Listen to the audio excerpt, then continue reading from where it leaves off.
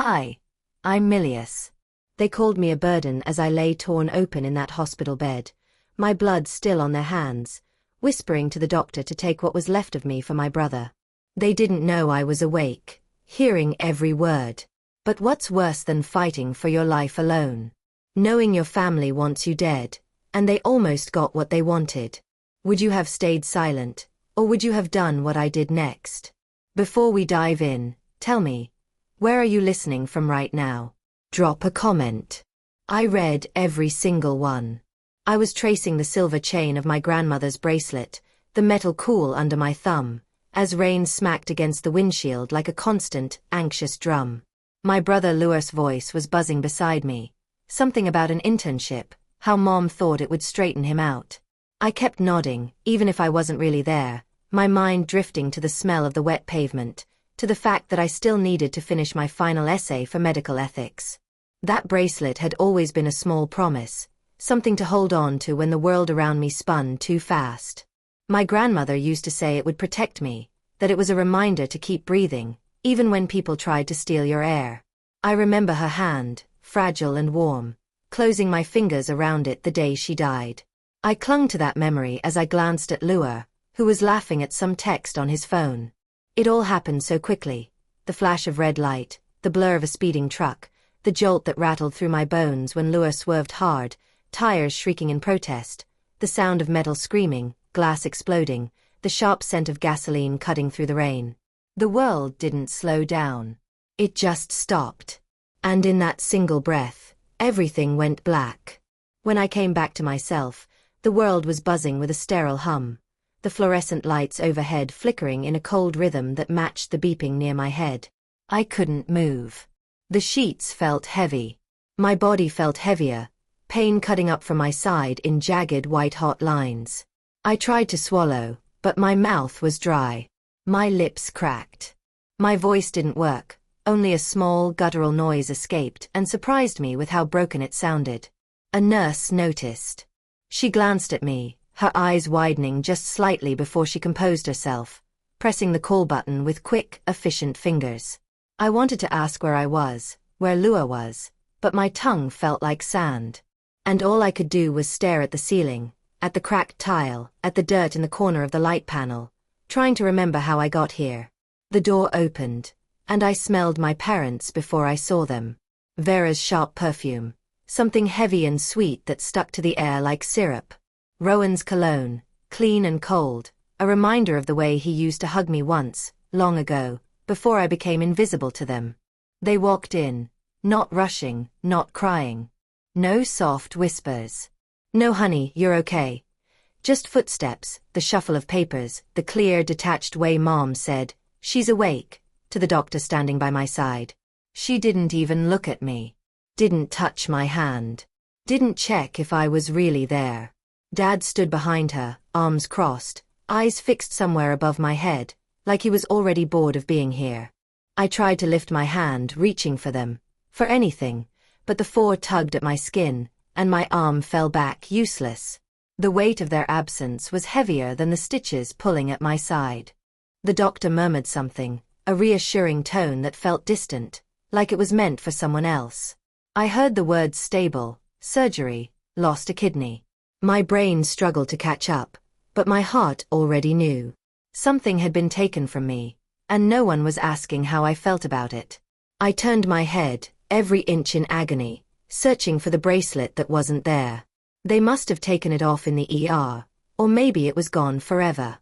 The emptiness on my wrist felt like a betrayal, a promise broken, leaving me with nothing to hold on to. Then her voice cut through everything, clear, dismissive, like I was a smudge on a window she was tired of cleaning. "She's just a burden anyway." The words didn't echo. They embedded themselves, sinking in deeper than any scalpel, finding a home in the spaces where love should have lived. I lay there, staring at the ceiling. The beeping of the monitor too loud, too steady. I couldn't cry. I didn't have the strength. But somewhere inside me, a quiet promise formed. Stronger than the bracelet, stronger than the fear trying to crush me. If I survive this, I won't be their burden ever again. That thought whispered through my mind as I lay in that hospital bed days after the crash, staring at the ceiling tiles above me. Counting them was the only way to keep myself from drowning in the pain that came every time I moved. Every time I tried to take a deep breath. Each inhale felt like glass scraping against my ribs. But I kept breathing, because I had to. They hadn't come back much since that day I woke up. A nurse would peek in, adjust something on the floor, and leave again, leaving me alone with the steady beep of the monitor that reminded me I was still here. Even if it felt like I shouldn't be. I would have given anything to roll over, to turn my back on the door, but my body didn't listen to me. So I lay there, blinking at the shadows from the hallway lights crawling across the thin blanket, the cold air biting at my face. It was late, the kind of late where the world outside the hospital felt like it belonged to someone else. The hallway had quieted, the soft voices of the nurses replaced by the hum of machines and the distant squeak of a rolling cart. My eyes were closed. But sleep didn't come. Instead, I heard them. Their voices came first, low, like they thought if they whispered, the walls would swallow their words. But I heard every syllable, each one cutting deeper than the last. "So, you're saying if we take her other kidney?" That was my mother's voice, sharp and cold, like the click of her heels on the hospital floor. "She wouldn't survive that." The doctor's voice, firm but tired. "But Luer needs it. He has a future." My father's voice, calm, reasonable, like he was talking about replacing a part in the family car. "Not my life. She's just a burden anyway. This would be her contribution." Mom's words hung in the air, heavier than the smell of antiseptic that filled the room. I didn't move. I couldn't. My body froze, my breath caught, but the tears came, soaking into the pillow, silent so they wouldn't know I was awake, that I was hearing every single word. My chest felt like it was caving in. But I kept quiet, swallowing the scream building in the back of my throat. They would let me die for him. For Luer, who barely visited, who had everything handed to him, who didn't have to fight for a single breath in this world. That night, I learned what it meant to be alone in a way I hadn't understood before. I had known they loved him more, that he was the golden child, the boy with the future, the boy worth every sacrifice. But I never thought they would take that final step. That they would stand outside my door and plan to end me, to save him.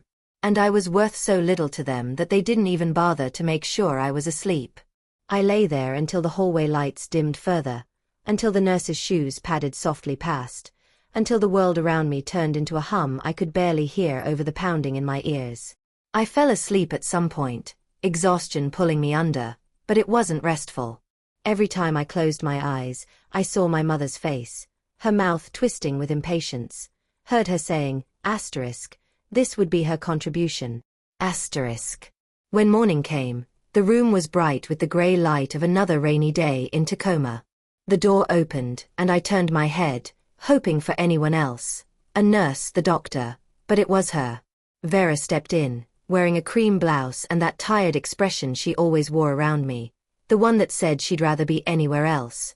She adjusted the strap of her purse, pushing her sunglasses up onto her head, and I saw it. The ring. Gold. Heavy. With a small diamond set into it, catching the light as she moved. I knew that ring. She had shown it to me once in a magazine, said it was too expensive, that it would be irresponsible to spend that much when we had bills, when Luer needed college savings. But here it was, on her hand, glinting like a quiet confession. She didn't care if I saw. I knew then what paid for that ring, the insurance money from the accident. From me. From the body that was still healing, still hurting, still fighting to breathe. It was like being punched, but there was no air left to lose. She noticed me looking, but she didn't hide it. She just looked at me, her lips tightening like she was about to say something. But then she turned away, checking her phone instead. She didn't stay long. She never did. She muttered something about checking in with the doctor, about needing to see how Luer was doing, and she was gone, leaving the faint scent of her perfume in the room. Sweet and suffocating. I turned my face to the wall, pulling the thin blanket up to my chin, holding it like it was the only thing tethering me to the world. My chest burned, but I didn't cry again. I let the silence wrap around me. Let it press against my ears until all I could hear was my heartbeat, reminding me that I was still here. They never planned to save me, I whispered to myself, barely a breath, but it felt like truth, heavy and sharp. I was never theirs to love. That was the day I decided they would never have another piece of me.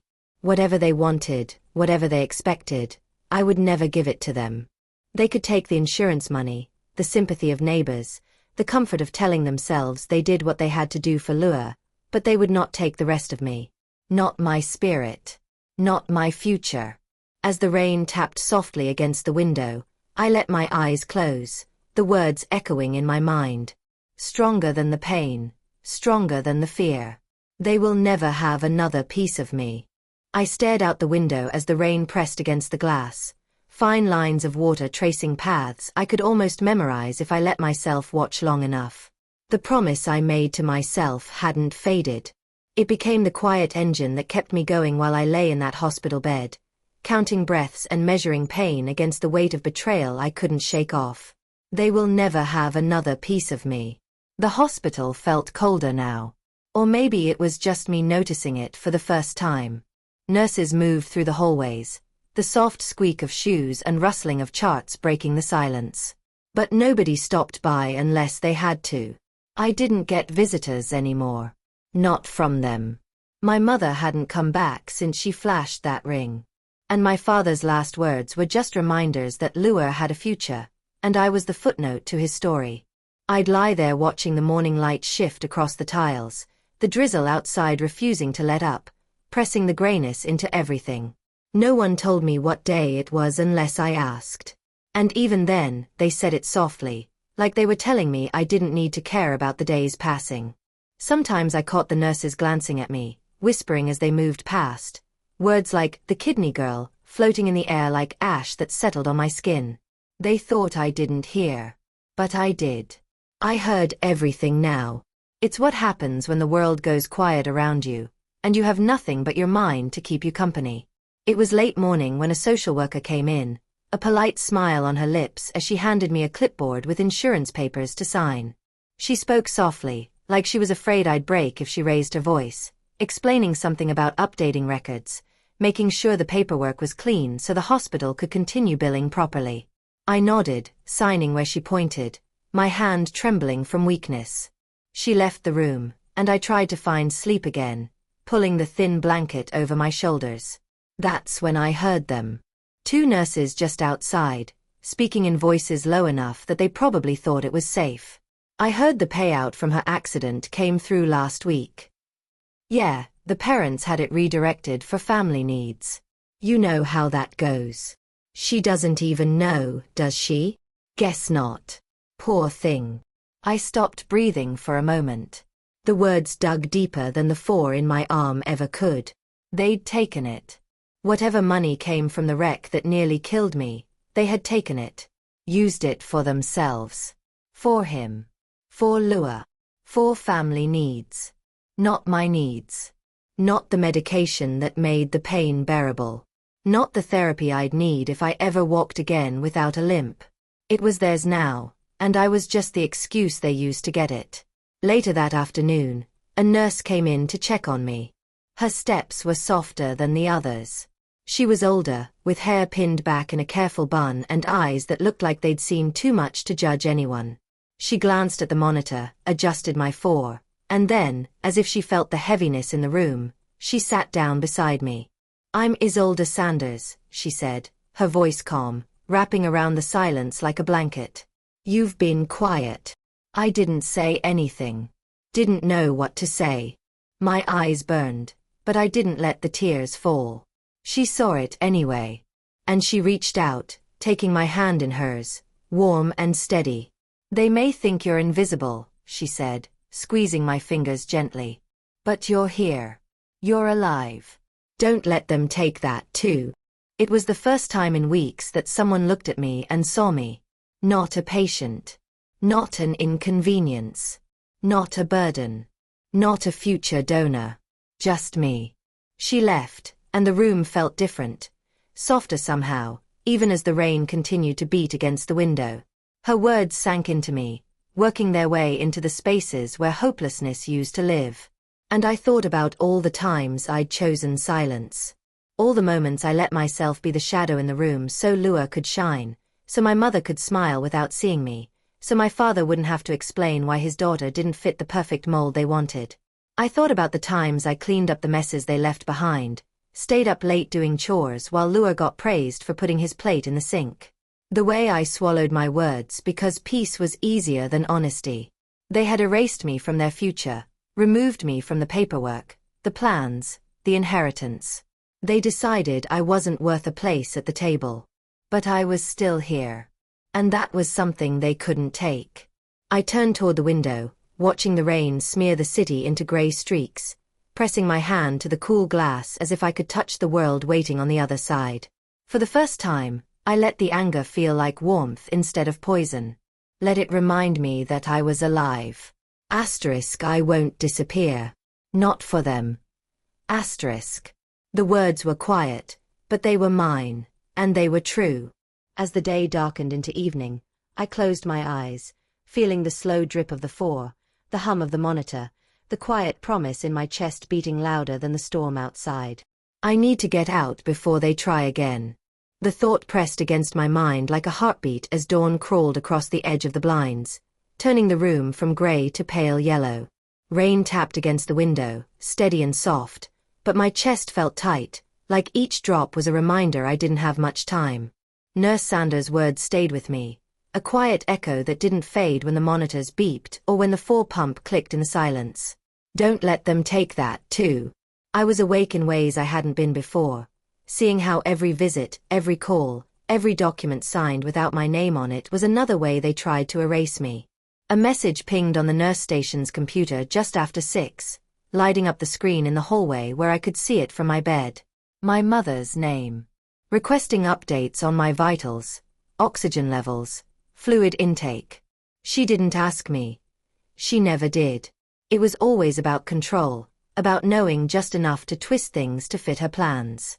Around mid-morning, the door opened and my father walked in without knocking, the scent of his aftershave arriving before he did. He didn't glance at me, didn't ask how I was feeling.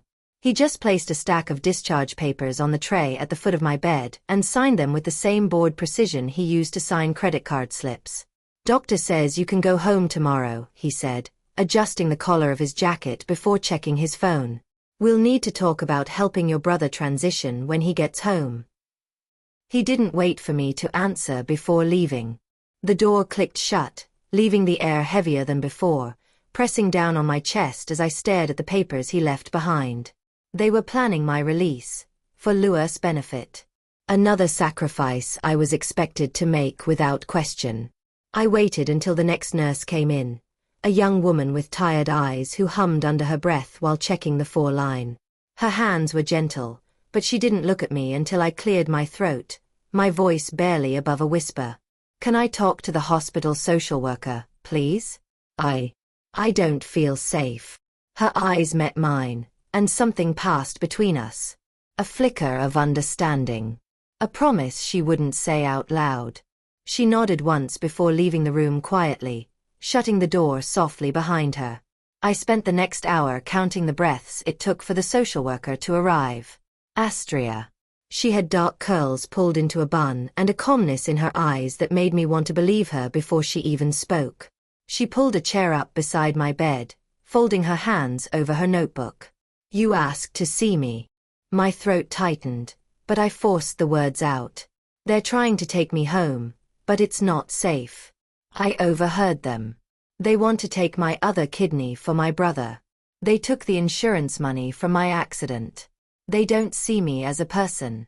Just a thing to use." She didn't interrupt, just nodded, her eyes soft but clear. "Thank you for telling me, Ms. I believe you. We will protect you." The promise in her voice settled into the hollow space in my chest where fear had been building. I didn't cry. Didn't let myself fall apart. Instead, I gripped the thin blanket with both hands and nodded, letting the silence speak for me. That evening, as the sun began to dip, painting the hallway in shades of orange and purple. I heard the familiar click of heels and the rustle of my mother's purse before I saw her through the glass. She was arguing with the security guard, her finger jabbing the air as she demanded to see me. "She's my daughter. Let me in. She's lying about us." Her voice was sharp, slicing through the quiet wing of the hospital. The security guard stood firm, shaking his head as he blocked the door. "Ma'am, you need to step back. Don't you dare tell me what to do. She's ours. She's trying to ruin this family." Behind her, my father stood with his arms crossed, his face cold and tight. His eyes weren't on me, but on the glass, like he was trying to see through it and control me with nothing but his glare. I watched them from my bed, the chaos outside the glass, the way her hands slammed against it, the way her words twisted around the truth. It was like watching strangers. People I used to know but couldn't recognize anymore. In that moment, the fear shifted into something else. A cold clarity settled over me like a blanket. They never loved me. They only needed what I could give. And when I was empty, I was nothing to them. The nurses and the social workers stood near me, their presence a quiet wall of protection. I didn't need to move. I didn't need to shout back. I just watched as the security guard led my mother away, her screams muffled as the hallway swallowed her voice. I breathed in, and for the first time in too long, the air didn't taste like fear. It felt like mine. "If they want to fight," I whispered to myself as the glass door slid shut, "I'll give them one, but on my terms." I closed my eyes as the noise outside faded, the monitor beside me humming softly in the room that felt like it finally belonged to me. "This is the first day of my freedom." Those words kept me upright as I stepped outside the hospital, air brushing against my skin in a way that felt both sharp and alive. Isolde had handed me a small plastic bag holding my paperwork, and the silver bracelet that once belonged to my grandmother, the only piece of my past I chose to carry. She hugged me, soft and quick, whispering, "Don't forget who you are," before letting go. Her hands squeezed my shoulders like a quiet promise that I wasn't alone, even if it felt like I was. The hospital doors slid shut behind me with a hiss, sealing in the echoes of my mother's screaming and my father's cold stare. I pulled the thrift store cardigan tighter around me, taking slow steps toward the bus stop, my legs weak but moving, reminding me that I was still here. The ride across town felt endless. Every stop jerked my body, every turn reminded me how fragile I had become. I watched the rain smear the city lights into blurry lines. The world outside moved forward while I was just trying to figure out where to start. The transitional housing smelled like bleach and old carpet, the kind of scent that stuck to your clothes. The staff handed me a thin blanket and pointed to a small room at the end of the hallway. The mattress was hard, the sheets rough, and a single lamp flickered with a low buzz when I turned it on. I closed the door behind me, leaning against it for a moment before walking over to the small window that overlooked the parking lot. Cars moved in and out. People living their lives, arguing, laughing, going places. I placed the bracelet on the windowsill and sat on the edge of the bed, the weight of reality pressing against me. They left me with nothing, I thought. No money, no family, no home that wanted me back. I was the burden they finally set down, walking away without looking back. And in the silence of that room, I felt small. So small that I could have disappeared, and no one would have noticed.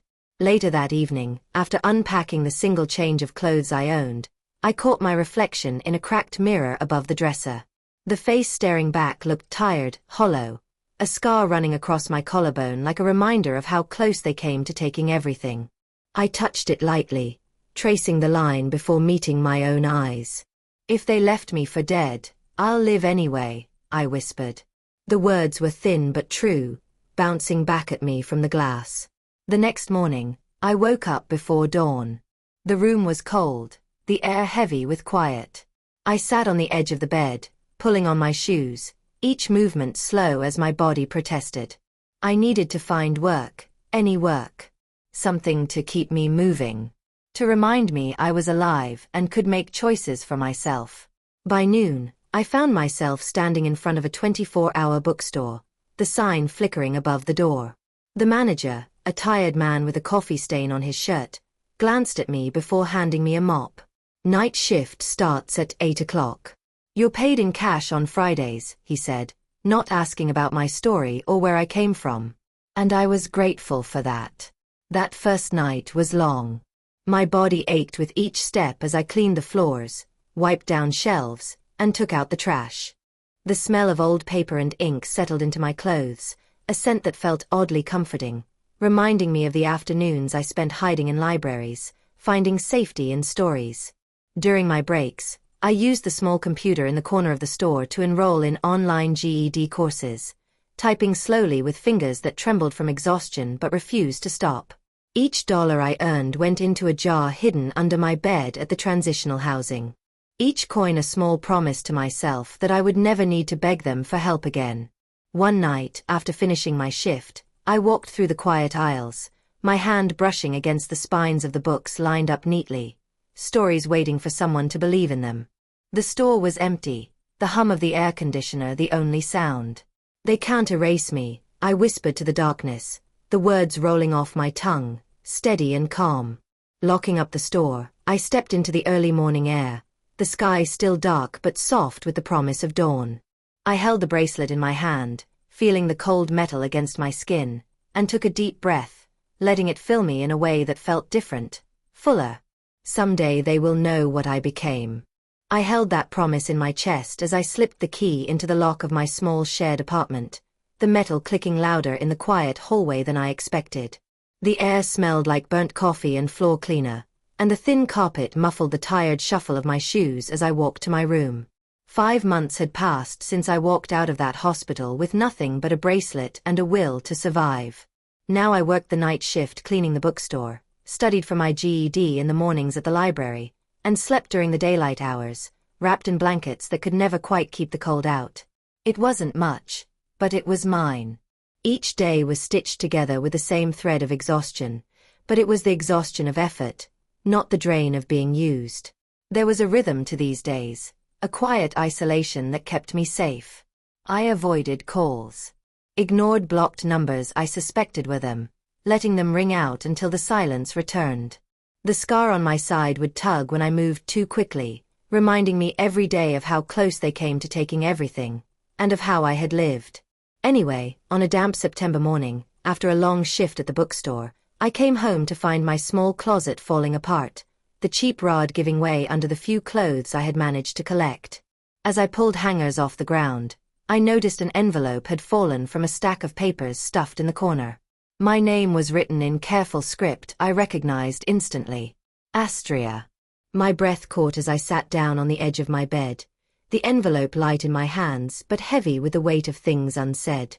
I opened it slowly, finding a small USB drive inside labeled Tacoma General, Audio.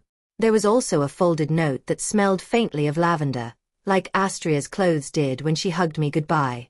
The library was nearly empty that afternoon, the low hum of the computers blending with the whispers of pages turning and the quiet footsteps of people passing by. I plugged the USB into a borrowed laptop, my fingers trembling as the file loaded. I pressed play. The first voice I heard was my mother's. "So, you're saying if we take her other kidney?" The doctor's voice was muffled, but clear enough. "She wouldn't survive that." Then my father's voice. Calm. Cold. "Lua has a future." "She doesn't." And then her again, with that tone I knew too well. "She's just a burden anyway." The sound of those words filled the small corner of the library where I sat, making the air feel tight around me. I didn't cry out. I didn't gasp. Tears slid down my cheeks in silence as I listened to the evidence of what I had always felt, but never fully believed, until now. They really meant it. I closed the file and stared at the screen, seeing my reflection in the dark monitor. My eyes were red, but they were clear. I pulled the note from Astria from my pocket and unfolded it, reading her handwriting again. "When you're ready to protect yourself, this is yours to use. A. Ready." The word echoed inside me, challenging the fear that still tried to root itself in my bones. I slipped the USB back into my pocket, standing up slowly, my legs shaky from sitting too long. As I walked out of the library into the crisp fall air, the wind catching my hair, I let myself feel something that wasn't fear or exhaustion. I felt defiance. That night, I walked home from the bus stop, the streetlights painting pools of light on the cracked sidewalks. My shoes made soft sounds against the pavement as I passed dark houses, some windows glowing with the blue flicker of televisions, others dark and closed off to the world. I paused under a streetlight near the corner before my building, pulling the USB from my pocket and holding it tightly. My thumb brushed over the label as I looked up at the sky, the stars hidden behind a blanket of clouds that promised rain by morning. They tried to silence me, I whispered, the words carried away by the breeze. I will be the one to speak. The street was quiet. The world held its breath. And for the first time in a long while, I felt like I wasn't holding mine. It's time they learn I survived. That thought carried me every dawn as I unlocked the glass doors of the office, the scent of fresh coffee and faint printer ink filling the quiet air before the building came alive. I no longer flinched at the sound of doors opening behind me or checked the shadows in the reflections of windows. I moved through the halls of the company I helped build, calm, deliberate, never rushing, never yielding.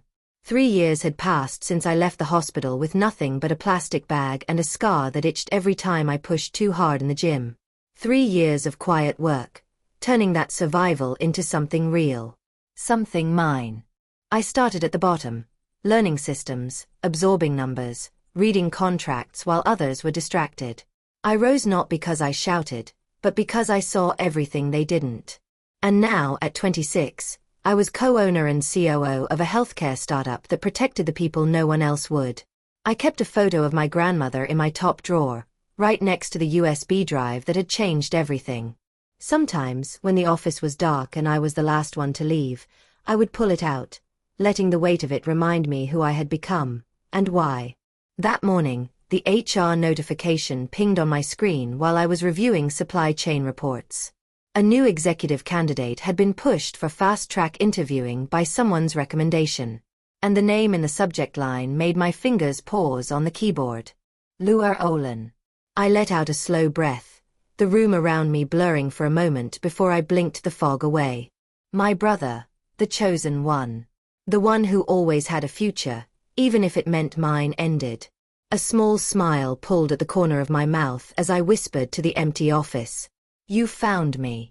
I clicked through to his resume.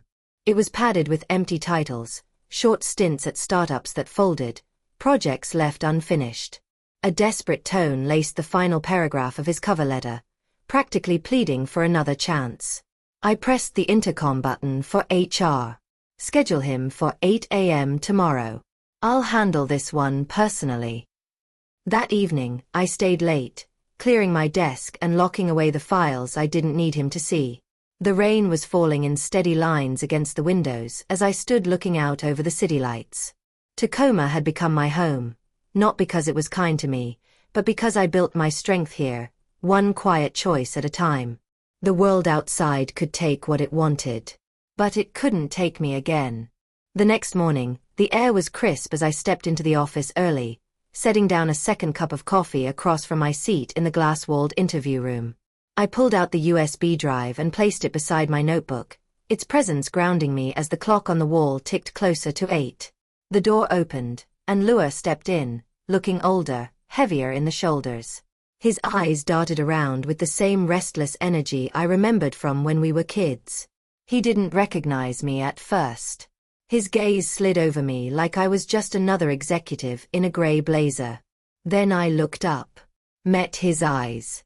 His face drained of color, mouth opening as he stammered. You're alive. I nodded once, slowly, letting the silence stretch between us until he squirmed in his seat. I picked up the USB drive, turned it in my fingers, then slid it across the table to him. Yes, I'm alive. And I remember everything you let them do. He didn't reach for it. His hands hovered, trembling, before dropping to his lap as he swallowed hard. Miles, I didn't know they would. Asterisk. Save it. I interrupted, my voice even. Cold. But not cruel. I don't need excuses. His eyes darted to the door like he was ready to run. I need a job, okay? Things haven't been easy. I leaned forward, resting my elbows on the table, my eyes never leaving his. This company was built to protect people who were betrayed by the ones they trusted most. We fight for those who are thrown away. Asterisk asterisk. And you, look. You're exactly what we protect people from. He opened his mouth to argue, but no words came. His shoulders slumped. He looked smaller, deflated, like the man in the resume who had already failed too many times. I stood, collected the USB, and slipped it back into my pocket. You will never work here. You will never work anywhere we can touch. And trust me. Asterisk asterisk. I can touch far. He stood slowly, blinking rapidly. I could see the tears he was trying to hide. For a moment, I saw the boy he had been. The brother I once thought I had. Before everything was stripped away by their greed.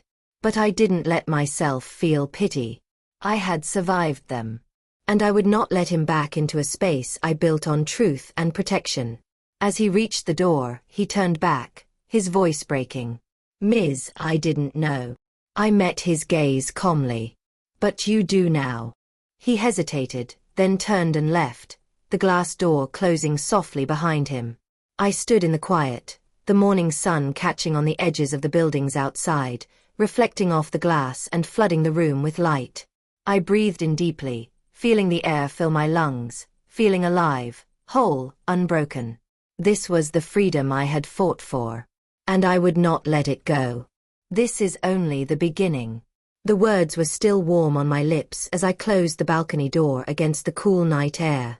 The hum of the city below was distant, comforting in its constancy, while the waves of Commencement Bay shimmered under the glow of the moon, a reminder that life moved on, whether I was watching or not. I spent the next 2 weeks in a quiet rhythm, rising early to walk along the waterfront before the sun broke fully over the horizon. The bracelet on my wrist was a steady weight, reminding me of where I came from and how far I had traveled to get here. The office was busy, growth targets to meet, teams to encourage, investors to assure. But each evening, I returned to my small apartment overlooking the bay and allowed myself moments of silence. Moments that reminded me of the freedom I had earned. On one of those evenings, I stopped by the mailboxes in the lobby, sorting through advertisements and bills before a plain envelope caught my attention. There was no return address, but the handwriting was unmistakable. I knew that looped R, the way the letters leaned, a tilt that had once signed permission slips, grocery lists, birthday cards I kept long after they should have been discarded. My mother. I stood in the hallway, the fluorescent lights humming above me as I turned the envelope over in my hands, weighing the choice to open it or toss it away. Part of me wanted to shred it right there. To walk back upstairs and leave the past in the cold bin next to the recycling. But curiosity, or perhaps the final need for closure, won. Inside, her words were desperate, slanted across the paper like they were written in haste, or maybe in fear. Asterisk, we are losing the house. Lua can't find work. We need your help. You're still our daughter. Asterisk. I closed my eyes, pressing the paper against my chest as if the pressure could stop the old ache from rising.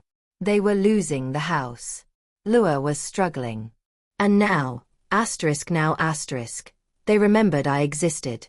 Not as a daughter. Not as someone to love. But as someone to save them. I placed the letter on the kitchen counter and poured myself a glass of water, each gulp cold and grounding as I reminded myself who I was now. I wasn't the girl who waited for their approval, who bent until she broke trying to be enough. I was the woman who built a life from nothing, who survived when they were ready to let her die. The night was quiet, the clock ticking in steady beats that matched my breathing as I walked to my desk, sat down, and pulled out a single sheet of paper. My pen hovered for a moment before touching the page, my hand steady. Asterisk, I was your daughter when I was unconscious in a hospital bed. You chose your son. Now live with that choice. Asterisk. I read it once. Twice. letting each word settle into place before folding the paper and slipping it into an envelope. I sealed it, running my thumb along the seam as if it could wipe away the years of wanting to be theirs. I didn't add a return address. They would know who it was from. The next morning, I dropped the letter into the mailbox on the corner, the metal flap closing with a satisfying finality. As I walked away, the weight I had carried for so long felt lighter, the burden of who I used to be slipping off my shoulders. Back in my apartment, I made a cup of coffee and stepped onto the balcony, the morning air crisp as I pulled my cardigan tighter around me. The bay sparkled in the early light, and I watched the gulls circle and dive free, unbothered by the world below. I thought of them, my mother, my father, Lua, sitting in that house, waiting for me to save them. To prove, once again, that I was willing to give everything for their comfort. But I had given enough. I had given them my childhood, my trust, nearly my life. No more. As the sun lifted higher, warming my face, I closed my eyes and whispered into the wind. It's over. I whispered it as I stepped back inside, closing the balcony door and letting the warmth of my small apartment hold me in its quiet embrace. The air smelled of the coffee I had brewed earlier, lingering, grounding me in the life I had carved out for myself, one choice at a time, one sunrise at a time. A few days later, I sat at my small kitchen table, laptop open, sorting through emails as the morning light crept across the floor. Most were the usual: team updates, partnership proposals, patient feedback from our platform. But one subject line froze me. New ethics initiative launch. The CLA protection protocol. My eyes scanned the email, reading how Tacoma General had adopted a new campaign to protect minors and vulnerable patients from parental coercion in organ donation cases. It was a preventative measure, designed to ensure no one would ever be cornered the way I had been.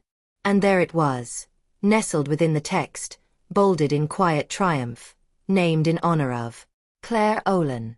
Claire Olin, my new name. The name I had chosen when I filed for a complete break, legally untying myself from them. Building a life that was mine alone. Seeing it there, connected to a campaign that would save others, anchored something deep in me. It was the life I had built from the ashes of betrayal. And now it was a shield for others. I closed the laptop softly, letting the echo of my name on that screen settle around me like a comforting blanket. Rising, I slipped on a sweater and walked down the 2 flights of stairs to the sidewalk, the morning air cool against my skin as I made my way toward Commencement Bay. The dock was empty at this hour, the water gently lapping against the pilings, whispering to me of survival, of days that began again and again. I stood there, the bracelet of my grandmother warm against my wrist, feeling the breeze push back the strands of hair from my face. I kept living, even when they tried to end me. I spoke it softly, letting the words mix with the morning air. I knew there would always be nights when their voices returned, when I would hear them say I was nothing, a burden, disposable. Some wounds never fully close, no matter how much time or distance you put between yourself and the people who caused them. But those wounds no longer controlled me. I sat down on the edge of the dock, letting my legs dangle, shoes tapping lightly against the weathered wood, breathing in the salt and earth of the bay. In my mind, I saw the faces of those who had tried to break me, who had chosen comfort over my life, who had used the word daughter as a leash. I let them pass like clouds. Not for them, for me. Because carrying that anger was heavy. And I had carried it long enough. It had fueled me, yes. Had pushed me to survive, to build, to fight. But it was not the foundation I wanted for the rest of my life. I wanted to help others. To build dignity where there had been shame. To protect others from what I had endured. I wanted to live freely, not just exist in defiance. Standing, I closed my eyes and let the sun warm my face as it rose higher, lifting the chill from the morning air. I held the bracelet tight, the memory of my grandmother's soft laughter, the way she called me her little flame returning to me like a breath I hadn't realized I was holding. I chose me. And I will keep choosing me. Turning, I walked back down the dock, each step firm, steady, as if the earth itself was holding me up. The city was waking as I moved through the streets, passing the coffee shop where the barista knew my order, The bookstore where I had once mopped floors, the clinic we had partnered with to expand patient care. Asterisk my life. My choices. Asterisk. They would never take that from me. Back in my apartment, I set down my keys, poured a glass of water, and stood by the window. The bay glistened in the sunlight, waves catching the light, a promise of new beginnings. I breathed deeply, letting the quiet of the moment sink into my bones. They thought it was the end of my story. It was only the beginning.